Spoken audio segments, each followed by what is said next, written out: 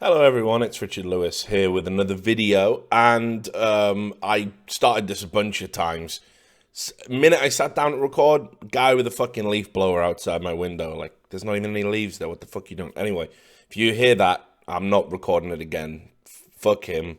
Anyway, just at the top of the show, a little quick shout out.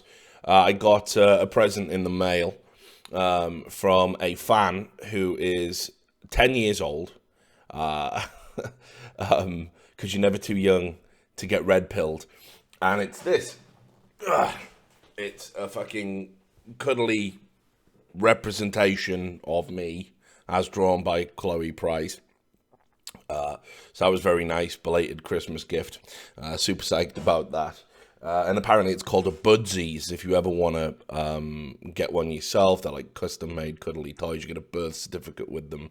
I'm pretty sure Little Richard is Tiny Rick is gonna outlive Big Rich. Anyway, so look, I wanted to carry on the spirit of the video I put out the other day, which was just in the interest of keeping it real, breaking down some of the bullshit that's going on in the industry and just talking straight with the fans so they get a better perspective of things that go on. And obviously with DreamHack Vegas all wrapped up now, I'm going to talk about talent, kind of some of the trials and tribulations and troubles, in other words, that may or may not begin with T, that talent faces. And I don't think people really have an understanding about it. I see a lot of people, playwrights, great, love playwrights, done a lot myself personally for playwrights. I think that goes without saying. Still do. And I'm a big proponent of that. I think fan experience gets brought up a lot. Yeah, obviously, do it for the fans, cool. There's lots going on, and there's one group that never really seems to get consulted or thought about or kind of factored in, and that's talent. And nobody ever talks about talent rights or anything like that. So I wanted to start just by talking about some of the bullshit. And this will link in with a tweet that Launders made. Now, again, I'm sure you know who Launders is, but if you don't, Launders is a CSGO analyst and commentator.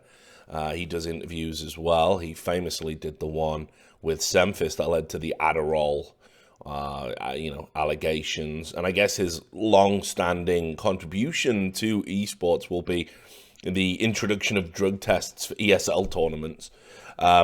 So congratulations, Launders. But I've worked with Launders. Launders is good people. He's a good guy. He's good at what he does. And he's kind of comfortably in that NA speciality area, very versatile. He can get work. But the problem, as you can see here from his tweet, is that, he's saying publicly now, owed money for casting as far back as September. This is 9th of February. So far back as September from multiple events. Not one, multiple events. And I know I'm one of many. You pay now, I don't tag. So obviously you end up in this situation where if you're talent, to chase money, often more than not, yeah, you have to kind of go public or say to people, I'm going to go public. It's a very shit twilight world in which you live as a freelancer. And just to show it's not just Launders, he says one of many, you'll notice lots of people don't go public. I'm going to talk about why that is. But look, top comment in here is Blue in the resulting Reddit thread. Not entirely uncommon, unfortunately. So why does this happen? Why is talent left chasing money? Well, I'm going to tell you about the economic realities of talent. So first of all, when you are a freelancer, you go to you go to a company, a tournament organizer, and you say what your day rates are. You say, look, I'll need $400 a day, $1,000 a day, $2,000 a day, whatever it is, across however many days you want me to work. And you enter immediately into negotiation. There's no going rate. What I get isn't the same as what my co-talent gets. It's all different. And it's kept secret. Tournament organizers ask you specifically not to say what your rate is to your other talent. They don't like that because it fucks them over from a negotiating standpoint. That is, I've had that before. I've had tournament organizers And I'll definitely constantly call out DreamHack because we've burnt that bridge, by the way, in case you didn't already know. I mean, I still feel, even now in 2017, the way they handled the whole Loda situation was fucking disgraceful, which isn't to say I didn't make mistakes, but I'll definitely call them out. I'm quite comfortable doing that. DreamHack have done this. DreamHack have literally said to a group of us, if you want your friend to come and work at this event, you all have to take a reduction in pay.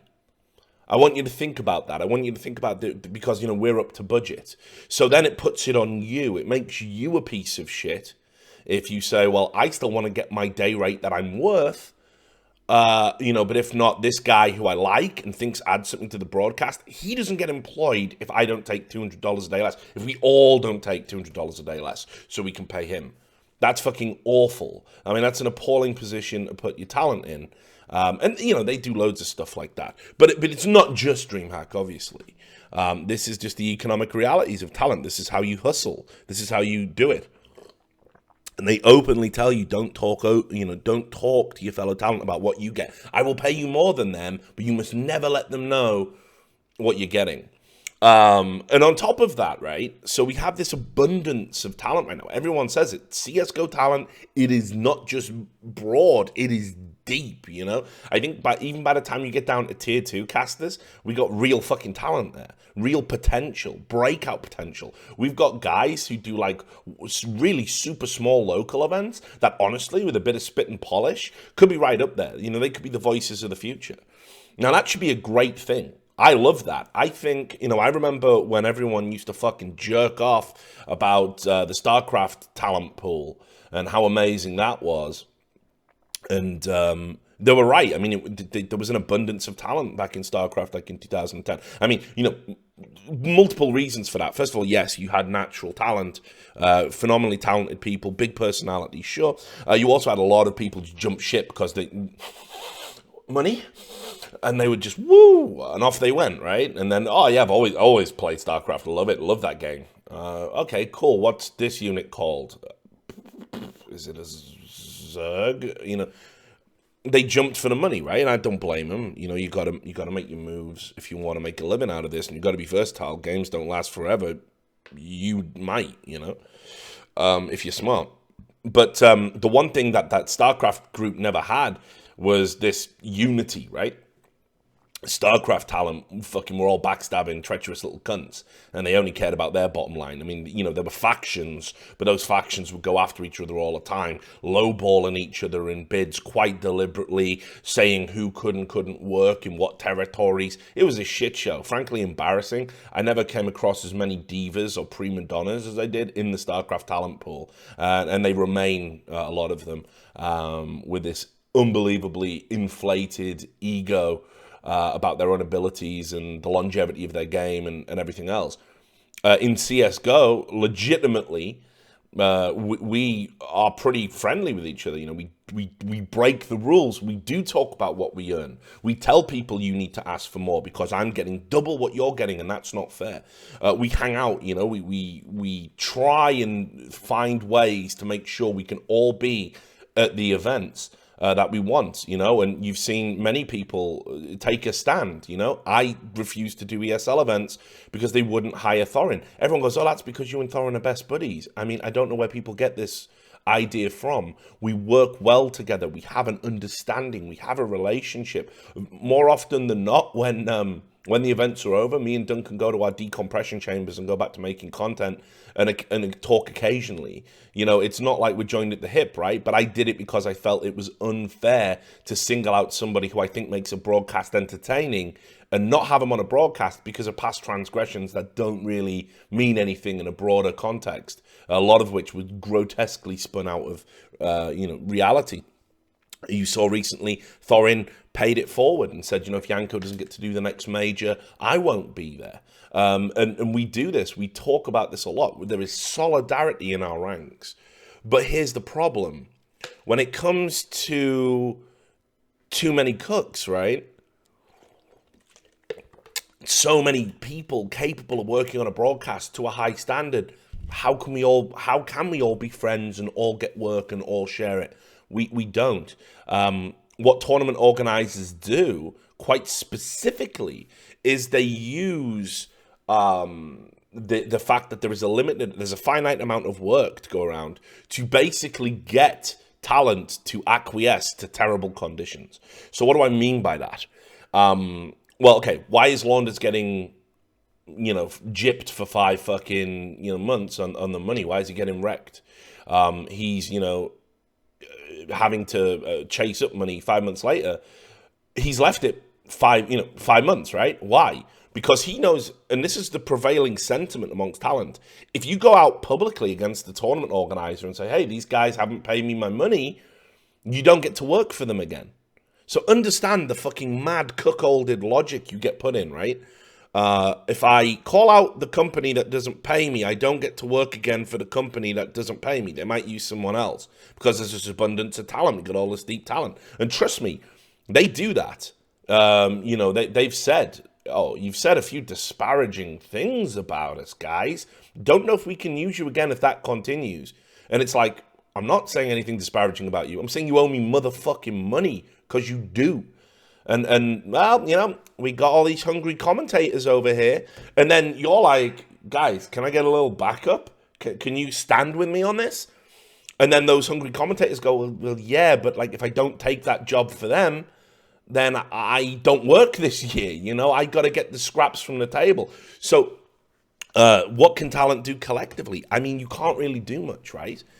Because if you don't work the gigs, you lose relevance in the scene. You might get completely blacklisted by a tournament organizer and never do their events again, which, sure, you might say, well, you don't lose anything financially, but eventually the thought process is they are going to pay. So it's like a savings account, right? Like it's 5-6 months down the line, you're going to get a check for everything they owe you. And don't rock the boat, even though you would never expect anyone else. Players get their prize money, tournament, admin staff get their salaries, right? You wouldn't treat anybody else like this, but because of the realities of a deep talent pool, this is how it is. It's not like if it was just me, or Machine, right? Like 3 analysts and 2 casters. If that was the whole talent pool, we all just go, right, well, we don't work your events till you pay. And they go, fuck, we've got no one to put on broadcast. And they're in the back room going to when was the last time anyone was on camera, guys? Anyone here? And no, it's admins, mate. No, I've never done that. So that's the realities, that they can kind of effectively just pick and choose who they treat like shit at any given time because they know you're fucked, right? Like, and we can't collectivize against that. What they do is they treat the tier 2 casters or the casters who are hungry for work, or maybe the not first choice, but the almost first choice. They treat them like kind of scabs, like, hey, we'll pay you, come in, bust this picket line, and fuck the existing status quo. And they do that. So this is why we're in a position where we're always chasing money, always hustling for money, always trying to get money we're owed. And I'll tell you, the biggest names in the business, they fucking do not pay their talent, and they use some fucking lame excuses. They use we've just changed our accountancy program. We have just employed a new guy. The invoice got lost. Whatever it is. Completely unacceptable excuses, and you got to deal with that, right? Like, you just have to take it on the chin. And the funny thing is, some of the people that are now implementing this stuff, former talent themselves who've transitioned into managerial roles, would never have tolerated their money not being right. Never. So it is interesting, the current landscape when it comes to money. Obviously, I don't need to say my thoughts on it. It's unacceptable. You pay your talent, and you pay your talent in a timely fashion, and you treat them well when they're on the broadcast, and you, do what you can to mitigate the realities of talent wanting to work with each other. You don't try and create dissent in the ranks. But of course, that benefits the tournament organizer, so that's always going to happen. Here's another thing that tournament organizers do. And this is going to link into a broader thing that we're going to talk about, right? Finals, right? Everyone does it, dude. Like, I'm so sick and tired of reading the same threads. It's the finals. It's the finals. Who do we want to do the finals? Here's the thing, right? Here's how it should work when you go to a broadcast. You come into the broadcast, there is a schedule. You are told what games you are going to commentate on, and that's the end of that. There's no debate, there's no discussion. We're not doing it by committee. I am employing you, a freelancer, to do something that I want you to do. You will do it to the specifications I state. This is how it works in the professional world. In esports, because they know there's a room full of egos and there's a big wide community out there that are going to cry if their own personal preferences aren't met. Oh no, my favorite caster isn't in the final. Here's 20 fucking Reddit threads about it. So what they do is they back off. A tournament organizer will not make that decision more often than not. And they go, hey guys, hey talent in the green room, we haven't decided who's going to do the final, the most prestigious event. The most prestigious part of the event. Why don't you guys decide among yourselves? And there's just this collective sigh in the talent room. Oh, dude, really? This happens again? No. And like, we're all trying to be friends. Remember this. We all like to go out and have a beer with each other. We all like to fucking work with each other. We like to try and hang out outside of the game with each other. And now we're sat in the green room, basically having a dick measuring contest and trying to fight. And, you get people who want to do the final say, oh, well, it should be you. And then, no, we did the last final. It should be you. And it's just fucking awkward. And you can remove that awkwardness, by simply just doing your job as a tournament organizer, right? That should never happen. Talent shouldn't be, like, what is it? What next? Like, do we come in, throw a bunch of weapons in the fucking, fight to the death, guys. Survivors get the final. Go. Dance for me. Like, what is this? Like, it's so dumb and fucking stupid. And understand the situation we've got here. I'm telling you, this is honest. This is real, right? This will probably get me cast out of the magic circle of talent. Richard, you're always talking about these things, right? But understand, this isn't like the days of D-Man. I'm in the final, everyone, guys. Why is that? Big deal. It's not like that, right? This is the opposite. This is people trying to say, we don't want to do the final. No, you should, but I'd rather not. Do you want to do it? Well, actually, I assumed I wasn't getting the final, so I've made plans. It's fucking this weird, awkward dance about just who's going to do it. Anybody who thinks Anders and Semler come in and, like, regimentally say, well, we're the big deal. We're the big guys here. Who are you again? Sado-kissed? That's not what happens. Right? Like, literally, I've been there when it's happening. And it's just like, guys, this is a shitty situation for everybody. So, no one's trying to insert themselves in the final. I personally think, and I'm going to talk about some, suggestions, I think, by the end of the video, provided it doesn't run too long. But I think what would make it easier would be, like, if talent just signed deals with people. In the same way that, if it's a Face-It event, I know I'm getting fucking James Barloff and DDK. It's Face-It. They're synonymous with Face-It. They belong to Face-It. They're in the stable of Face-It. So it makes sense they're going to do a Face-It final. They are part and parcel of the Face-It brand. There's never any discussion there. There's never any argument. We don't give a fuck. It just goes without saying. And that's why I think it's really disingenuous sometimes the way the community frame the argument. I'm just going to do every final. I mean, I don't even think they were at the last DCS. Because, and maybe this is as it should be, right? Like, pay higher rates to your talent for exclusivity, perhaps. So, some people, it's like, think about how television works, yeah? Let's say, I don't know who your favorite sports commentator is. Guess I'm David Hill, right? Have you ever Joe Buck, anyone? No. But let's say whoever your favorite sports commentator is, they don't do every game. They're on a TV channel. They're on a station, right? And they fucking do their games. And then, when it's Thursday night and it's on a different channel, somebody else does the game, right? And that's how it should be, right? Like, that's just, they are working for a broadcaster. Now, unfortunately, in esports, we've got way too much of a freelance economy. And this is because big groups of people don't want to pay the money to the talent to get that exclusivity. They'd rather we were fighting against each other because that drives our costs down. No one's ever going to nut up and just say, look, hey, Anders and Semler, we've decided we want you to do all of, again, I'll use ESL as an example. We want you to do all of ESL's events, but exclusively. But don't worry, we've done a massive deal with YouTube.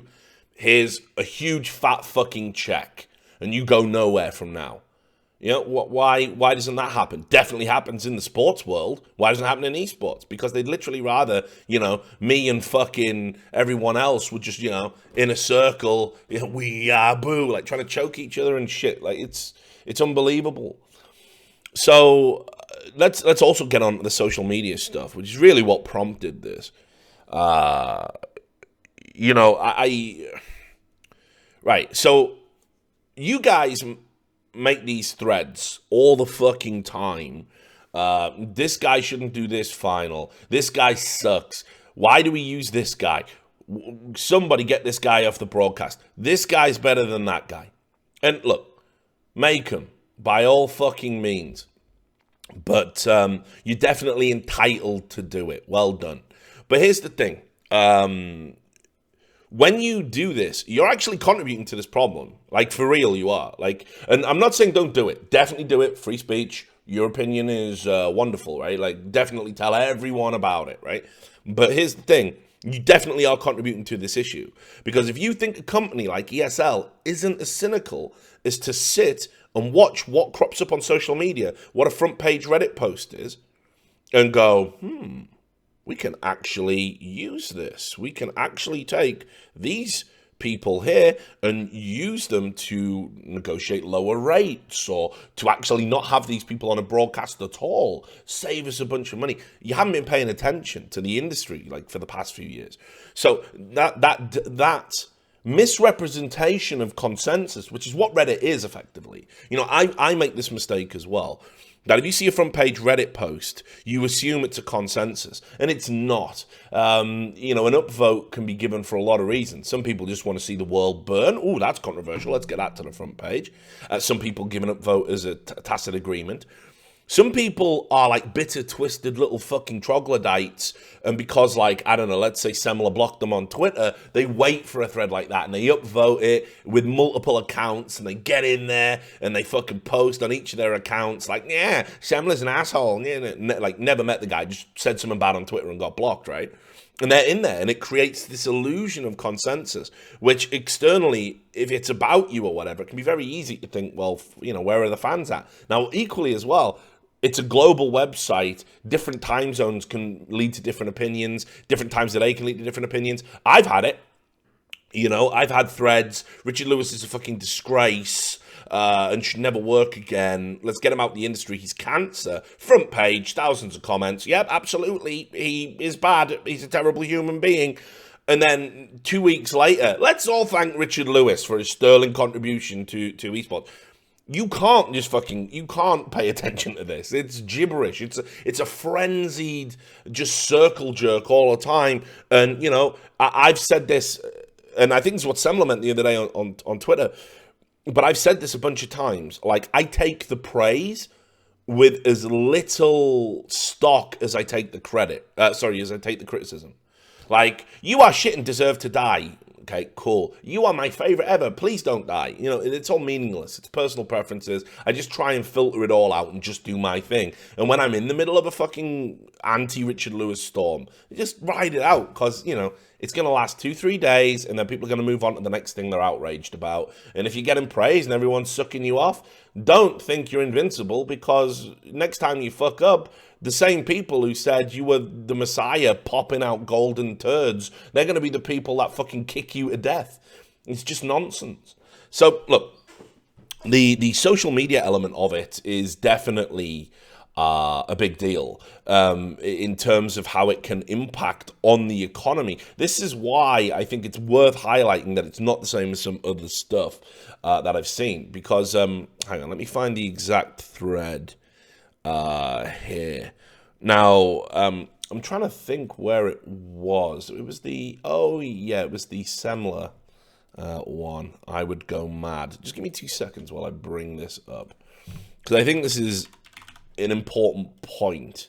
First of all, the point Semler made about not looking at social media, I think is a pretty good one, especially while you're on broadcast. Like, it seems to me to be the smart play, honestly. So let's just fuck up my XSplit and put that Here, so this is what Semler said. There's a good reason I tell players and commentators to avoid social media and message boards. If I listen to this, I would lose my mind. And what's he talking about? Well, on HLTV, multiple threads. Every broadcast, Semler is shit, Semler sucks, get rid of Semler. Every time there's a tournament, don't put Sam Anderson Semler in the finals. We want Henry and Sadikis. We want James Lidiger. I mean, like, as if they've never done finals before, which of course they have. And it's and for some reason, the focal point seems to be Semler, and he gets all the criticism. And all Semler was saying in this thread here was, I try not to listen to it. Well, this led to a bunch of stupid points being made in this thread. And let me just tell you. So first of all, somebody said something along the lines of, oh, you want to criticize players, but the community can't criticize you, right? Well, how fucking stupid you have to be to make that argument? I mean, I shouldn't have to explain the fundamental differences here. First of all, let me tell you a little bit about how it works with players. Players control rosters, right? Like, it's, I don't want to burst anyone's bubble here. If you think that there's any team owner out there who comes to the players and goes, hey, I've noticed that this player is playing really bad, and a lot of people are flaming him, actually, and saying he's bad. And I went and looked at the statistics, and I think that's it. I think we should drop him. We're cutting him from the team. And then the players go, nah, he's our mate, actually, so fuck you. He's our friend. We're going to keep playing with him because we like it, even if he is a burden on the team. And the owner goes, but I own this team. I run this. And they go, no, you don't, because we'll just not play.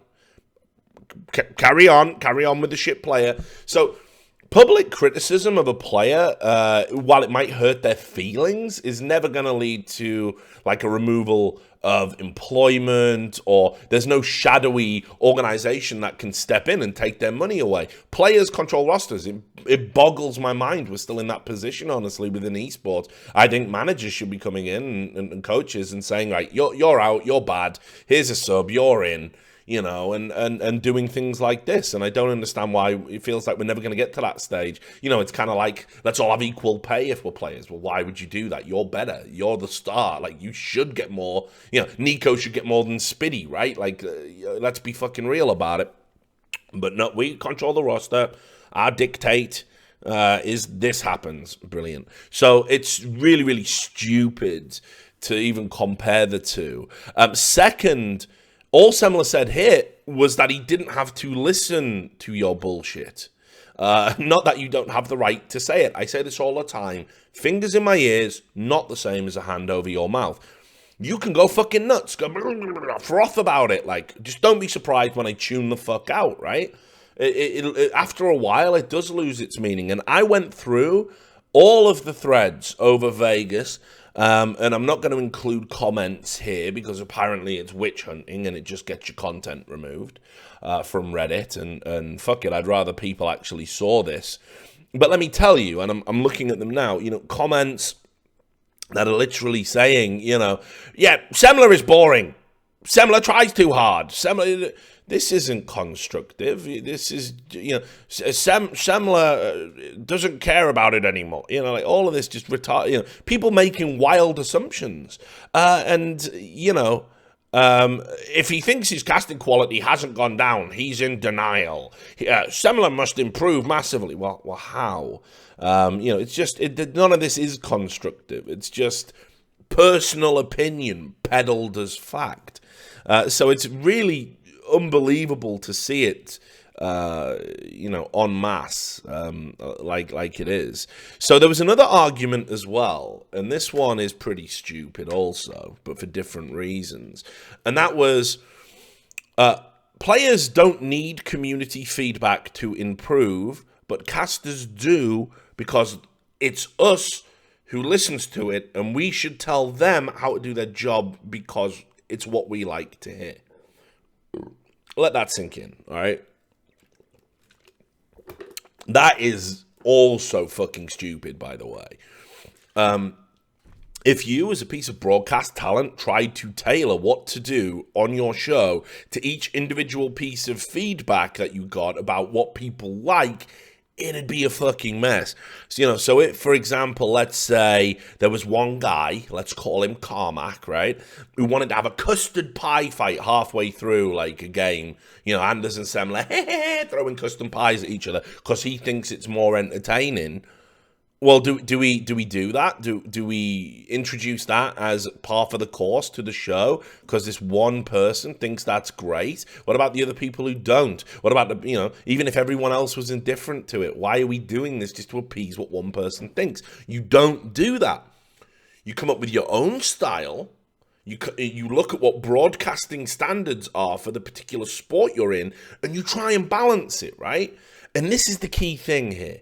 And this needs to be said because I don't think it goes in. I think people maybe understand it, but it's gone to the part of the brain, and that we use for to be scared of fire or whatever, and it very rarely comes to the forefront. It's just locked away in our lizard brain.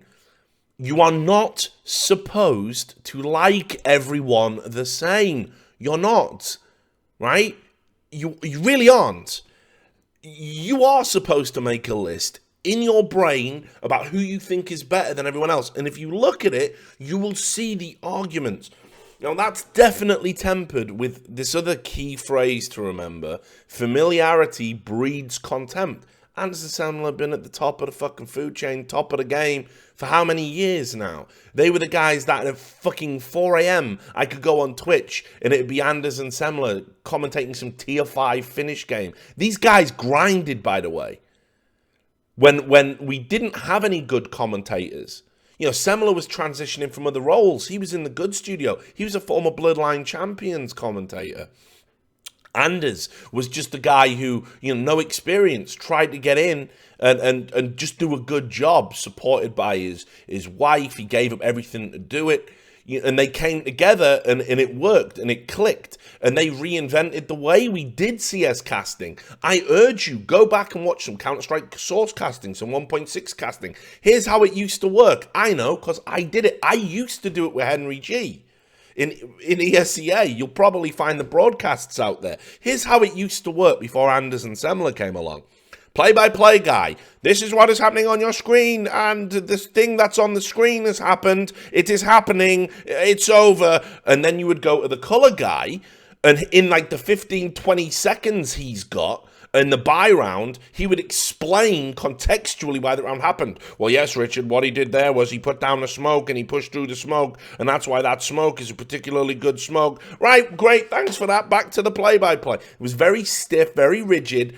That was how it was done. That was industry standard. Anders and Semler came in and tried to make it more about storytelling, right? And it's really strange that nobody talks about actually how pioneering and different their casts were, in the same way that Tastosis was for StarCraft. Anders and Semler did do things very differently to the norm, and now everybody does it that way. So they'll always deserve props for that, right? Definitely, you can't dine out on past glories, but it's everyone forgets it. Anyway, fuck that noise.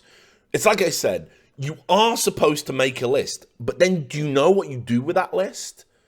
You just use it to make decisions about what you watch and what you prefer, because it's your list.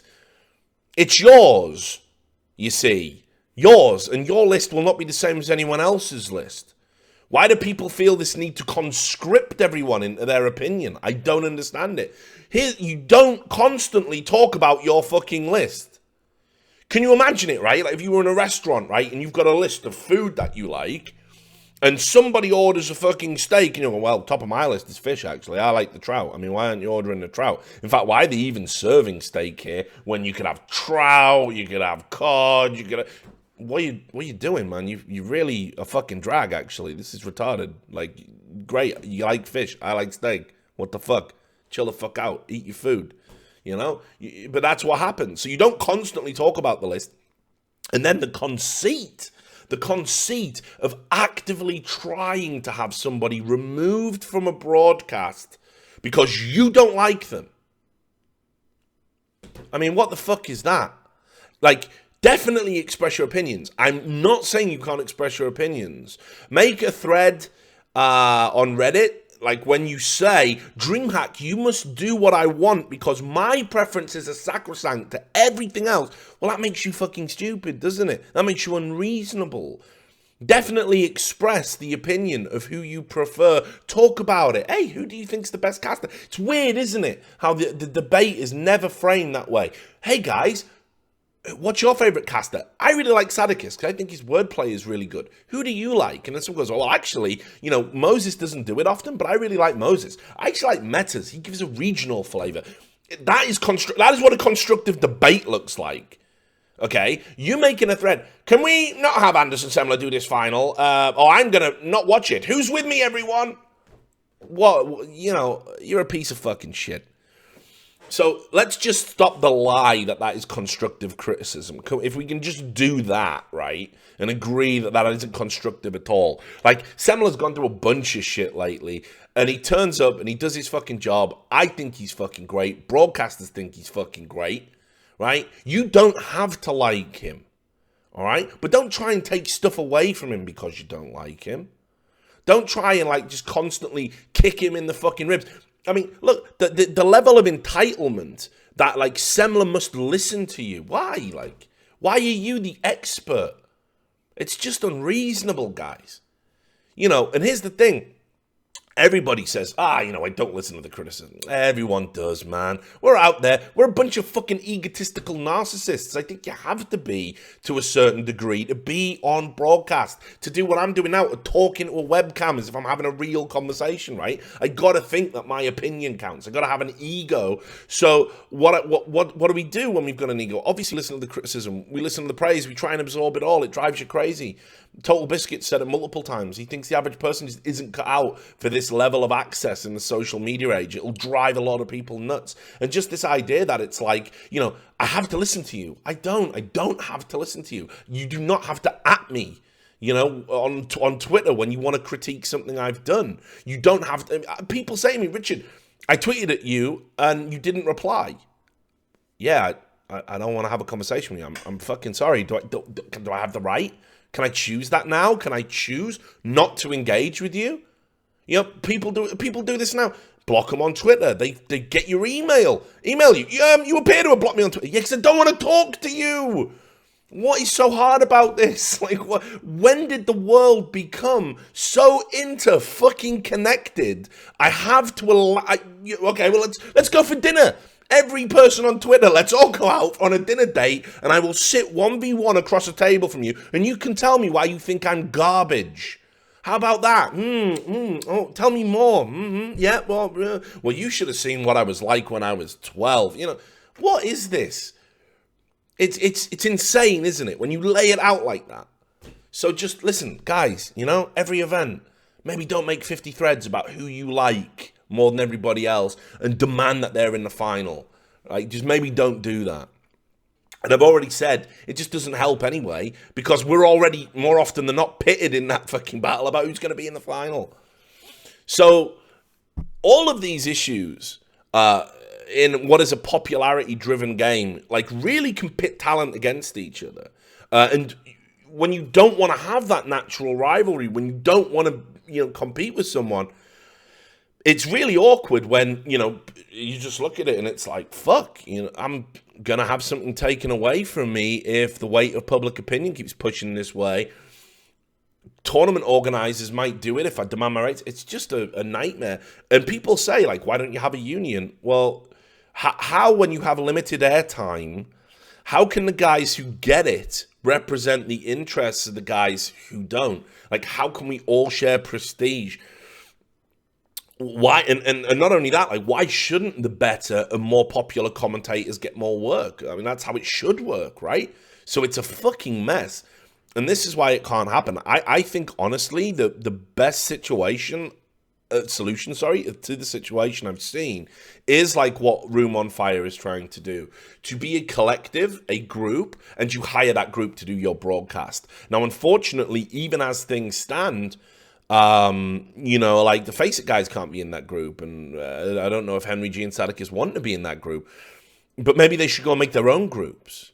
And maybe this is what we should do. We should be out there and just bid for our own work, but understand that we will never do anything unethical to fuck the other person out of work, that we'll all be part of the same union, that we will all, agree that if a company doesn't, pay you on time, we all won't work for that company. Maybe this is the idea. Maybe we do need multiple groups. I think we've just got too much talent right now for a union to be viable, because there's always going to be someone who's going to think, well, if you don't employ this person, I got to get mine. I got to take this job because I might not work for the rest of the year. So I think that's an idea about how we can move this forward. But we definitely need to come together and talk more about this stuff. And we definitely need to talk more about what tournament organizers do to kind of, fuck us over. We need to talk about working conditions, which, again, they're getting better. But we exist in a time when players are pushing for tournament organizers to provide tournament specification computers in their hotel room. This has already happened in Dota, is my understanding, and people want it in CSGO. Meanwhile, talent are still having to fight to get fruit or 3 meals a day, or bottled water.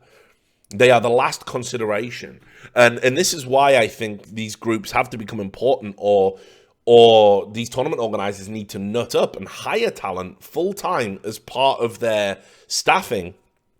And I mean top-tier talent, the talent you want to see, because ultimately, when we're in this situation of constant freelancing, this is how it goes down. You don't have to give somebody their rights. I mean, what they ask for. Like, I'm super pissed off. ESL, right, get bought out by a big media company on the strength of their broadcast. DreamHack get bought out by a big media company on the strength of their broadcast. Who makes the broadcast?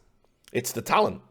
Do the talent get any of that money? No, they're freelance. They don't get a fucking share of it. And there's an understanding that we'll just keep working and doing that. That was another reason I was super pissed off about DreamHack. I worked multiple events for them. I did like Heroes of the Storm. I went wherever they put me. I turned up on time. I did everything they asked. Never criticized them publicly, even when things weren't acceptable.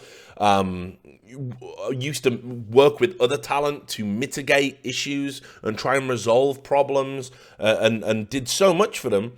And they throw me under the fucking bus first opportunity they get because of esports politics, and lie about me publicly as well. It's fucking shocking. And I think, this is something that, again, that we're going to see more and more of. Talent build a broadcast and talent don't get anything. Look at the CSL YouTube deal. They're exclusively going on YouTube. Did they consult with any commentators about that? No, absolutely not. They didn't. And they should, because what if I've got a deal with Twitch? Or what if I don't want to do it on YouTube? Or what if I just want to do my broadcast to the max, people I can? Well, okay, you're taking money to do it on YouTube with the understanding your viewership will go down. But if you want us to work on that YouTube broadcast, shouldn't we get extra money? And they publicly are saying, no, we're giving it to the players. What about the talent, dudes? What about the fucking talent? So there's a lot of stuff going on. I'm sure this video was all over the fucking place, but I had to get a lot of it out off my chest and out of my system and talk about some of it, because we've got a real good thing here. We've got lots of good talent. Everybody's catered for. We've got diversity. We've got fucking real talent in abundance. You saw my other video about David Hill saying we must find the Joe Buck. We got fucking better than Joe Buck. Fuck off with your mainstream bullshit. But ultimately, there's still some issues that make being a freelance piece of talent absolutely shit. And I don't think people realize it. And you might file this video under, oh, woe is me. Understand, I ain't making this video for myself. I work for a huge media company. My check turns up every 2 weeks. I'm good. I do this on the side, but I want to help my boys out. And they can't talk about it because, they're worried about not getting hired again. They're worried about the community backlash if they're perceived to be whiners. So I'll just take it on the fucking chin. Anyway, so there you have it. The joys of being talent in 2017. Maybe it'll get fixed, maybe not. Who fucking knows? So anyway, thanks a lot for watching. No doubt I'll catch you on the next video. Peace.